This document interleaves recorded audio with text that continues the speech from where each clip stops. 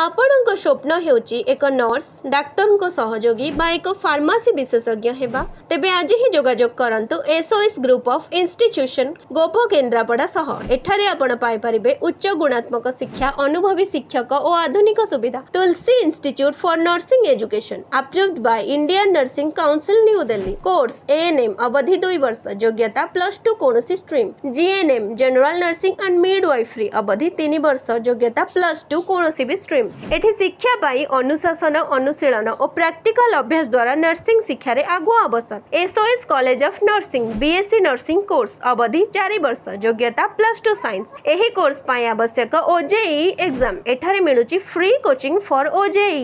शिक्षा और संभावना pharmacy institute approved by pharmacy council of India. Diploma in pharmacy अवधि 2 वर्ष, योग्यता +2 साइंस। अभिनव लैब, अनुभवी फैसिलिटीज और ऑन हैंड प्रैक्टिस सह बृहत अनुभव।